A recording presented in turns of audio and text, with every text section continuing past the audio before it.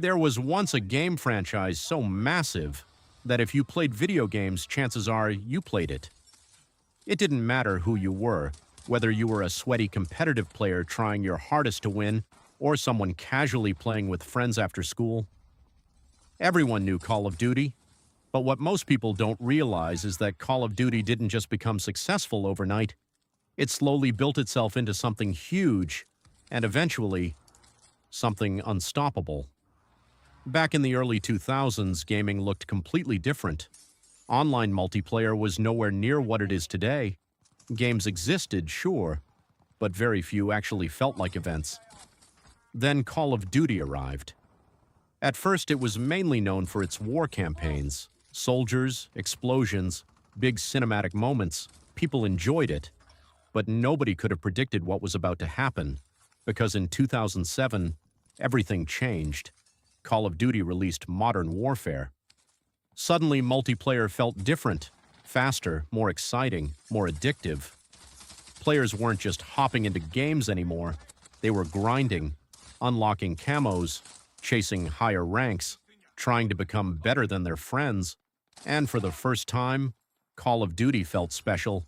But somehow, it was only getting started, because then came 2009, and with it, one of the most legendary games ever made, Modern Warfare 2.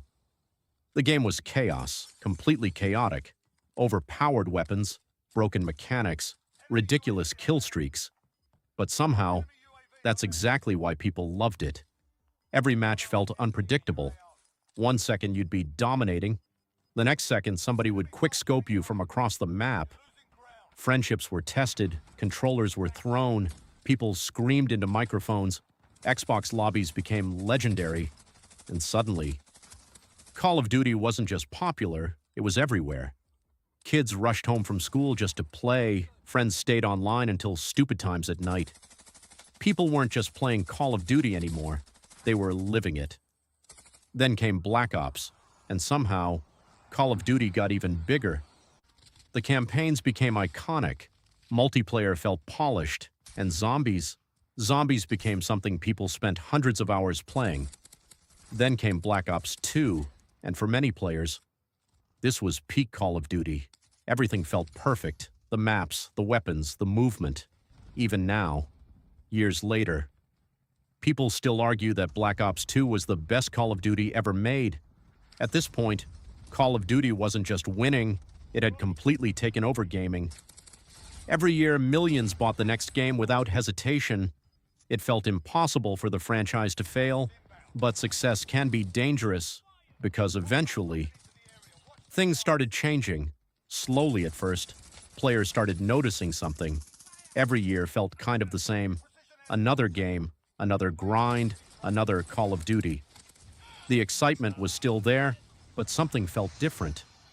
Then, Call of Duty made a huge decision. They decided to evolve, to change, to become futuristic.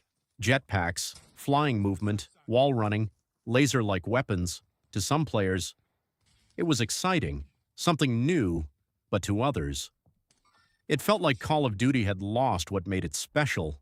It no longer felt grounded, it no longer felt familiar. Then came Infinite Warfare, and everything exploded. Fans were furious. The trailer became one of the most disliked gaming videos ever. Players were tired of futuristic movement, tired of feeling ignored, and for the first time in years, Call of Duty looked weak. Suddenly, people started asking a question nobody ever thought they'd ask. Was Call of Duty dying? And honestly, for a while, it kind of looked like it was.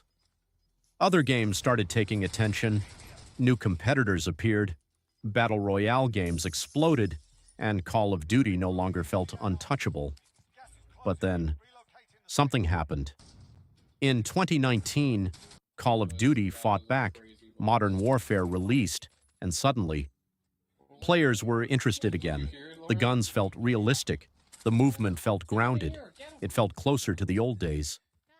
But what nobody expected was what happened next, because in 2020, Call of Duty released Warzone, and overnight, it took over again. Friends who hadn't played in years came back. Streamers couldn't stop playing. Everybody wanted wins in Verdansk. For a moment, it felt like Call of Duty had returned to the top, like nothing could stop it again. But then, slowly, the same cracks started appearing. Bigger updates, bugs, skill-based matchmaking complaints, repetitive yearly releases. Players started getting frustrated. Some felt like Call of Duty cared more about selling bundles than making unforgettable games. And once again, people started saying the same thing. Call of Duty is dead.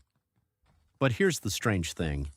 People have been saying Call of Duty is dead for years, and somehow it always survives. Maybe it's nostalgia.